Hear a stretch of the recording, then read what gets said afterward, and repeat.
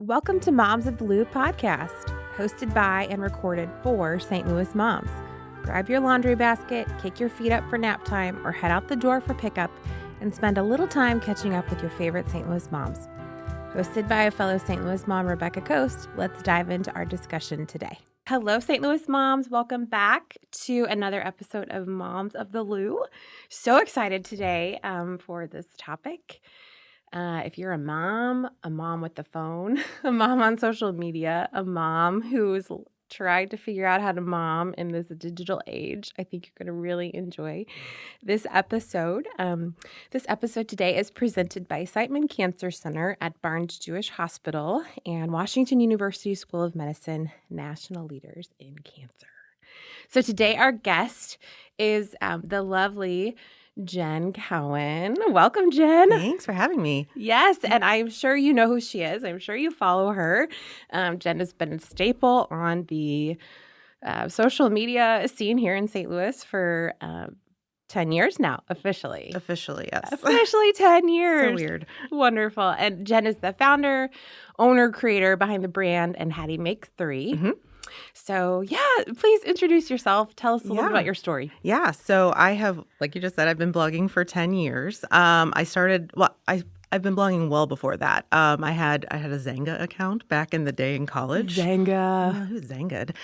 So I had a Zanga account. And then before I started in Hattie Makes 3, I had another blog called Cowan. So I did a coupon blogging. Oh, nice. So, and then my husband said, can you quit it with all the free things and the closets full of stuff? So I stopped that. And then I had my daughter and we knew that I was going to stay home. And I just was really looking for a creative outlet to connect with other moms. Instagram was not a thing at that point in time. So, we had our good old Google blog roll and we were hopping on and, seeing what other moms were doing. And that's really how I wanted to connect with moms. So I just kind of felt alone in my winter baby. She was born in January. So I felt alone and kind of by myself. And I was just looking for connections. So I was able to make all these mom connections all over the country and locally. And I have moms that, I've gotten to watch all of their kiddos grow up over the years, which is so fun to see. And then it just kind of morphed into we start doing content creation and we start doing sponsored content. And that's never really how it intended to be. It was really just connecting with moms. Okay. And then it just kind of morphed into where it is today. So we talk about food, fashion, family, and St. Louis fun. So I love that. Okay, will you go back? You said something about Google. Yeah, I was actually the blog, it's like the blog roll. So you remember blog roll? Yeah. No, tell me. So blog. Oh, gosh, was it blog post? Blogspot? I can't even remember wherever I housed my blog. Yeah, there used to be just a list on the side that you could just see everybody's blog, their name, and if they had updated it, it was almost like an RSS feed for on the side of your blog, and it was lovely because then you didn't have to go hunting for did Sally post an update today and. Always there. So other moms are doing this too. Yes. And so you're seeing them do this and then connecting. Okay. Yeah. So it started web-based. Yeah. Website, 100% web-based. Oh, yeah. So because social media was... Not even a thing. Not even a thing. Yeah. Okay. Yeah.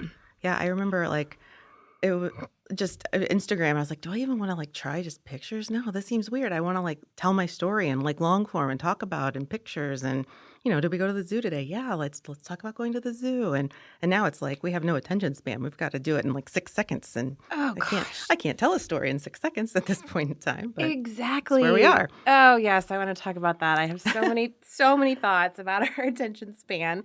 Well, tell us first, are you a St. Louis native or transplant? Technically, I'm a transplant. So I moved here in 3rd grade. So my dad was military, and we moved from Savannah here. My dad's family was here. But yeah, I grew up in Kirkwood. I went to Kirkwood and graduated from Kirkwood. Went to SLU, and now I live out in St. Charles County, living the St. Charles life. So yeah, and I met my husband, and he's from out there. So yeah, I love it. So you're a pioneer. I was a pioneer. A pioneer. Class of 2000. Back in the day. Class of 2000. Yeah. I love it. Okay. Will you tell me some of your favorite St. Louis spots? Oh, gosh. So probably I've got some funny ones, weird ones that you wouldn't usually expect. Okay. My daughter loves Magic House Maid. Maid is her favorite place in the whole wide world, to the point where we don't go to regular Magic House anymore because she loves just spending the time. My daughter's very tactile, hands-on, she's a crafter. So we will spend hours there. That is her favorite place to go. I love that. We also, there's so many good places to go. I can't even think. From a kid's perspective, we are concert goers. We are musical goers. So we go to the Fox quite a bit. Yes. So we see pretty much every show that comes in, which is great. We have Hamilton tickets. I'm so excited. Love Again, that. my daughter can sing Hamilton front to back, which is fantastic. So Fox, we love just hanging out down kind of in that the Creator District out down there. So any of like Urban Chestnut, the Grove, kind of all those places. We love just kind of exploring, visiting restaurants, doing all kinds of fun different things that way. Yeah. And then we live out in St. Charles County. So there's not a whole lot to do out there. So we're always coming kind of into the county or into the city to do things. So if it's a baseball game or, a hockey game or really lots of concerts, that's kind of our thing. So we do lots of that. Yeah. So, yeah. A bit about favorite date night spot. If you guys get a night out, where do you like to go? It's kind of hard. So out by us, we like to go to Noto, which is delicious. We love fire roasted, delicious pizza. That's really good. But if we're like really going out, we usually go. Oh gosh, there's so many options. What's the place at the Ritz that we like to go to? Casa Don Alfonso. Yes, that's my husband's lasagna there. He's like, there's peas in the lasagna, and he loves it. So that's his favorite. That's his favorite place to go. We go there fairly regularly. He's a beer drinker, so then we kind of beer hop all over the place. So the district just opened out there with all the Four Hands. We are Four Hands lovers out there. Okay, and we go to Clementine's quite a bit. Oh yes. So can't beat Clementine. No, it's our favorite. So. And what about when you go out with friends, like late mom's night out? Where do you like to go? Margaritas. It doesn't matter where. Just margaritas. Usually Canyon Cafe is our go-to spot for. Because they have a 2-limit margaritas, so we can't go very far after that. Yeah. So, and then if you are there and you can't go anywhere, then you're at the mall and you can go shopping. So it works exactly. It works out well. Yeah, it makes smart decisions. Yeah, and you do that at lunch, so then you can shop all afternoon. So it works. I love that. Have you been to the new Peacemaker Four Hands? Not yet. Venture? No, but I'm here for it. So it's been a busy summer. So we have not done a whole lot of anything, I feel like, other than like going to cheerleading. My daughter does all-star cheer. So all cheer practice and just shuffling and work and all that stuff. So Yes. Every time I open social media, I feel like I see that lobster roll. It just keeps popping up. Yeah. Like, I gotta go. Yeah, between that and Steve's hot dogs, I'm like, I would love a hot dog right now. So I'm like, okay, let's go. Yes. Awesome. Okay. Well, let's dive in to some of what we really, the heart of kind of what we want to talk about today. So so you started your blog, your website 10 years ago, you said. So your daughter's 10, presumably. Okay. So what do you think, really we are kind of the first generation of moms to mother in this digital realm. It's fun, right? Isn't it? It's so fun. With easy, fast access to phones and social media and just this plethora of information. And so what do you think, having kind of been right there at the beginning of it all, are the challenges facing this first generation of moms mothering in this age of smartphones? Yeah, I think there just has to be a balance of technology and no technology, which is hard to do because, you're in a meeting, you've got something to do. Your tablet or your phone can easily be your child's free babysitter for however long you need that to occur. For us, it's kind of that balance of where can we spend quality time as a family? We can't do that on technology. So where do we make sure that on a daily basis we carve out time every day? So Hattie's technology shuts off at 8:30 every night. So at 8:30, she usually comes walking in, hey, Mom, what are we doing now? Like, can we snuggle and watch a show or, whatever, quality family time. I think that really at the end of the day, that's probably the thing that's missing. And the other thing I'm noticing with kids, especially looking at teens and tweens, is their lack of digital, almost like etiquette. Like they don't have any. And so I'll look in these little group, backing story up there. We were originally a Samsung family. We're a house divided. So we have Samsung and I'm an Apple girl. So Hattie's always had a Samsung device and it died. So we got a better deal on an iPhone, or on a tablet, an Apple tablet. Was it iPad? Whatever that thing's called. Whatever it's called. That tablet. And now she has the opportunity to add her friends because you can use an email address to have group chats. And so now we are on group chats. And it's a little wild in there. And I'm noticing that, just this digital age, kiddos who have in the middle of COVID because they lack the social skills, all that stuff that they missed wearing masks and not going to school and things like that, that's key time. They don't really have the social skills to have conversations. Yes. And to the point where we're at our house, when we're trying to make friends, let's talk about how are we like formulating sentences and more than one word answers of, how are we getting to know people and building relationships with people outside of like texting? So how do we move that conversation off of a text to a play date? Like, how do we move to that point without having moms and dads always having to facilitate those conversations? Now, that's probably harder to do when you have littler ones, but as you're growing up, that's the thing I'm starting to notice is like those skills are just not there, and it's hard. Yeah, Like she'll text me like, "Hey, call," and I'm like, "No, that's not how we do it. Like, are you available? Are you free? What are you doing? Like, can we have conversation?" Yeah. It's wild. Okay, we are going to take a quick commercial break from our partner, Siteman Cancer Center, who we work with in several different capacities. Our mission together is to spread cancer awareness information and education to our St. Louis mom community and beyond. Together, we educate our community about all different kinds of cancers and how they can decrease their risk through using sunscreen, encouraging women to get mammograms, eating cancer-fighting foods, and so much more. They launched their very own podcast called This is Cancer last year, and their third season recently launched on July 24th last month. Let's hear more about it. Hey everybody, Laura and Patrick here, excited to announce another season of This is Cancer. That's right, we cannot wait to bring you more uplifting stories from the patients at Siteman Cancer Center and the Washington University physicians who treat them. I knew, I felt comfortable right away when he said, I'm going to make you better, and this is a good team. Oftentimes people around us think about that gratitude or let's celebrate and don't pay as much attention to the longer term kind of emotional effects of cancer too. One thing that I've learned from this experience as a caregiver, please don't shame or judge yourself. No matter what the situation is, there's always something to be grateful for. If there's anything wrong with your body, if you feel like you should wait, don't. I don't care like how important the sports is, how important this event is, you should get it checked out. Look, my hat goes off. My hat goes off to you. Oh my gosh. For doing what you do and doing it every day and doing it with grace and humility. And I am so happy to have you as my physician. Season 3 of This is Cancer is brought to you by Siteman Cancer Center at Barnes Jewish Hospital and Washington University School of Medicine in St. Louis, national leaders in cancer. We're premiering July 24th, wherever you listen to podcasts and with video on YouTube.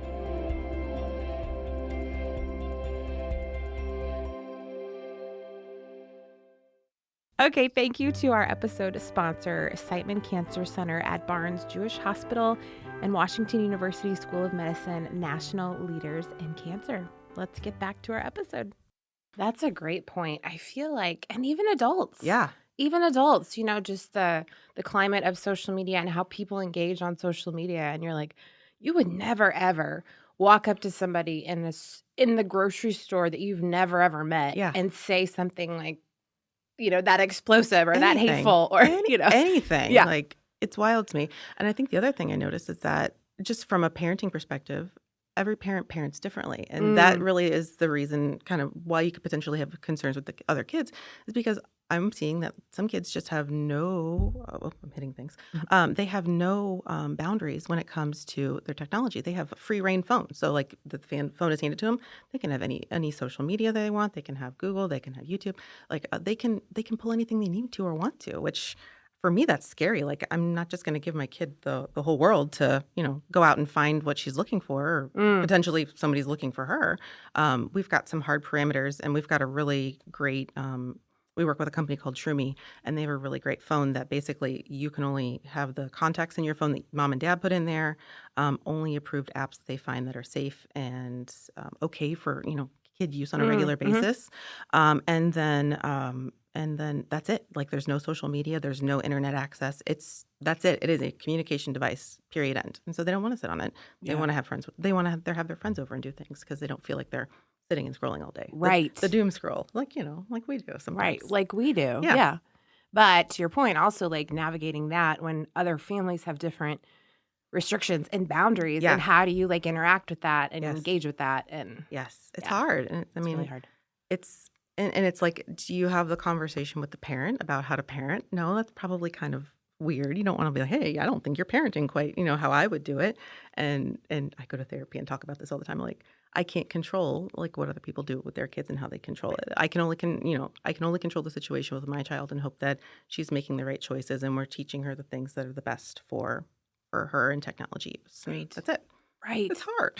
It's really hard. I feel like this generation of parents, it's just a whole new battle, Yeah. that parents before didn't have to fight, that, just figuring out this relationship. Yeah, And some days I wish it just weren't there, Yeah, I was trying to tell her that I was like when I used to have a play date, I used to have to call the house and talk to so and so's mom and be like, "Hi, Mrs. So and so, can I talk to Sally and then can we have a play date?" And that's just like gone. Like that whole middleman's almost like cut out of the equation, and so all of the etiquette and the nice like just behavior is kind of missing. I feel like at that point sometimes. Yeah. So Yeah.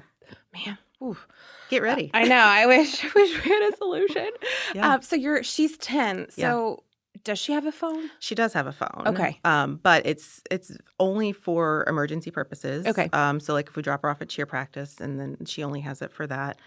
She doesn't text or do anything. And she's only got me, my husband, grandma and grandpa, poison control, and like 911 like on the phone. So she Okay. doesn't even have friends on her phone to communicate with. So, Got it. Okay. but yeah, I mean, and it works for us, but she doesn't take it to school or anything like that. I don't. She doesn't need to do it. Yeah. I mean, if a school needs to get a hold of me, the school can call me, and Right. I know when they call me, so it happens. So And where does she fall among her peers? Because I remember speaking with one of our writers about this years ago, Mhm. actually, and she had a 5th grader at the time, and she was saying like he was the last one yeah, in the class to not have a phone, and it was 5th grade. Yeah. And that just blew my mind. Like, she's kind of in the middle. Okay. I know kids that don't have phones, and I know kids that do have phones. And I think you're finding that when you have older siblings, that they're getting all of those things way faster. Just because, like, oh, my daughter in high school has it, so why wouldn't all my kids get it? So I can, not have to worry about it, or it's not fair, or all that stuff. So luckily, I have an only child, so like, there's no comparison of those types of things. But yeah, that's typically what I find is the kids that have phones already have older siblings, and so they're more exposed to all of that stuff ahead of time, and they just kind of jump in and they're not worried about it. yeah. It's crazy to me, but Yeah. I can't control those things. Right. So. Okay, so I want to shift the conversation a little bit to you as a mom. Yeah. I think, sometimes I wonder what would it be like to be a mom without access to social media and all the information that we have, on it. Yeah. What would that look like? How would being a mom be different for me personally? And so I'm wondering for you, like, how do you think that the presence of technology and social media has impacted your journey as a mom? Yeah. Whether for the good or for the bad? I think you have both. I think definitely positive. So like I remember when Hattie was little, like, bump or bruise or something weird, like Google. Like I could quickly Google, or I had my group of mom friends be like, hey, something doesn't seem right, or, we had an app, was it like Wonder Years or something, where they did leap and they said, oh, this week they're going to leap to like, because they're going to, or they're, it was just information. So I'm one of those people that I like to retain information so I can put it in my pocket and use it for future use, or really rocket trivia, those types of things. But I found that to be helpful. I think when it becomes hurtful is when you start to obsess over it. And then you're like, okay, well, like if you're sick and you're Googling things and all your symptoms, they're like, oh, I have all these things. Well, no, that's not quite right. You still need to, go to see your doctor, have conversations outside of just Googling things to figure out what works for you. But I think you've got to have the balance of both. So if you're having, you can use the resources available to you that work well for you, but also do it kind of in that limited capacity. So you're not always feeling like you're, oh my gosh, I'm trying to get all the information, or keeping up with the Joneses, or all those types of things, like having the internet of, it just kind of have to have the balance. And if you don't have that, then I think that's where it kind of spirals and gets a little strange. So, Yeah. but Yeah. Do you feel like you've faced unnecessary pressure in motherhood because of social media, because of things that you see, or, content that's out there? Or... Probably so. I think probably one of the biggest ones was having more kids. Just especially with bloggers. Bloggers have lots of kids. You've seen typically typically from a back end view, you have more kids, you get more projects, you get more brain deals, and there's lots of kids. That's just kind of how it is. And I stopped at one.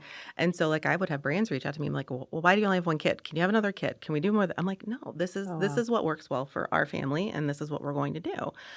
So in that was probably the biggest one for us was, that was our family choice. But yeah, I think, is there a toy or a something that comes out that, all the kids have? Okay, well, we don't always need to have all the things because it may not make sense for our family. But, I think it's like just like keeping up with the Joneses. It's like you kind of see, everybody's doing it. Is everybody doing it too? Or do we all have we're looking at backpacks right now. Do we all have the same kind of backpack? Or it's a different kind of trying to stay hip and cool and with it. And I've kind of being in this for 10 years, I've probably hit a point where I'm not quite as, hip and with it with the younger crowd just because I'm older and I have older kids. And so everybody's got younger kids and they're kind of staying in their lane there, doing their stuff. And I've moved on to different things, which is totally fine. But I mean, I don't even know where I was going with that. But but that'll be them in 10 years. Yeah, absolutely. I mean, life goes on and on. It just goes. And I mean, I remember going to an event and there was 3 bloggers that were older and they kind of were the same season of life that I was in, but they were still doing things. And then I followed them and they've kind of transitioned into doing different things. And that's totally okay and great for them. I mean, I don't full-time content create like I used to. And I now do. I have other things that I do. So, right. Yeah.